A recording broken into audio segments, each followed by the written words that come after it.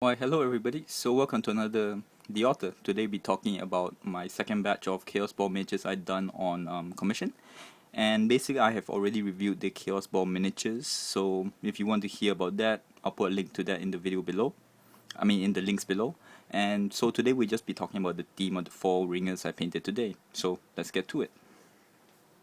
Now the first one I did was the who I call the pink potpourri, but in the line she's called basically Zora, and basically she's Zoro. But the thing I wanted to paint them so that if they were based on something, that so if someone looked at it they kind of know instantly what they are. And for the Zoro thing, this miniature can go both ways. So when I picked it up and I looked at the miniature, I don't know why, this character just popped out at me. It's like somehow dominatrix at the same time. She's very flashy, almost like anime kind of thing. So I just popped my head. I wanted her in pink and red, so I called her the pink potpourri. So basically, yep, so the basic concept: pink latex, latex leggings and all. So, and the contrast is red, keep it simple. And wanted her as a redhead, and basically also added some abs to her. This actually came accidentally. I was doing the washes and I just thought, that looks pretty nice. So I decided to add some abs. And also to give her some eyeshadow, I added some blue in the eyes, at the top of the eyelid, and red lipstick. So basically that's the pink potpourri. And this next is the Kuroi Rider. The Kuroi Rider is basically based on this miniature is based on the Kamen Riders, which are basically these people who can transform and they wear masks and everything. So basically I kept everything to the same as that. But what happened is that I wanted to make sure that again someone could recognize it. So I kept to the one of the oldest Kamen Riders with a light blue kind of helmet, and just basically kept to the color scheme on that. I wanted, and also because the Kamen Riders had mostly a green color, so it's basically green and a blue. Now I wanted something different than to just paint him like a normal skin tone, so I thought like it'd be funny if basically he was Kuroi is Japanese for black, so he's basically African American who basically is now a ringer that loves Kamen Rider. So I told him Kuroi Rider, or rather the Black Rider. So that's that. And all right. And those two were the heroes, and that was the theme I was painting for: heroes versus villains.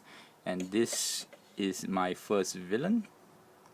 His name is basically I painted in terms that he's Donkey Kong. Or this miniature is called the Combat miniature.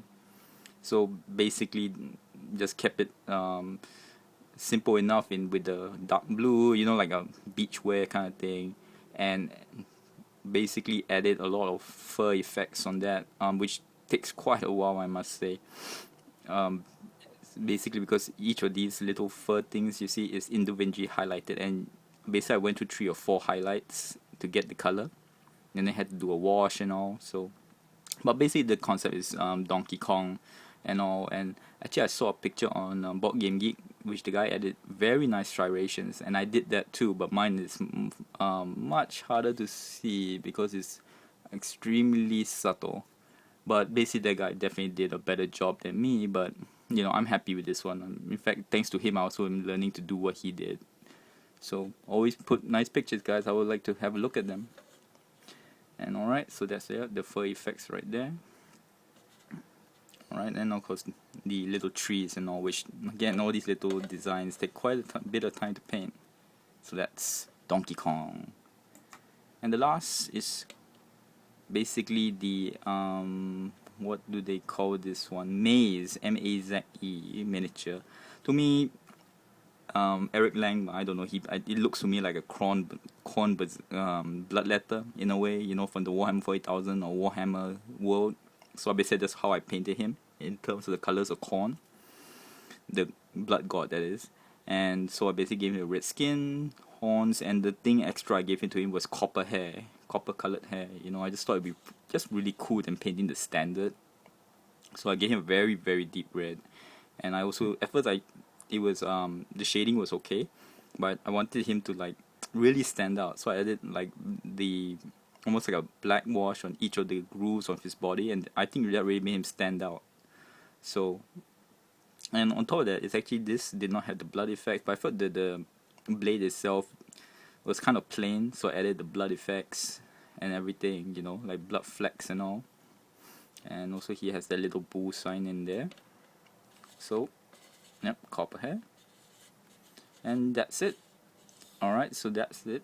Basically these are the villains and these are the heroes.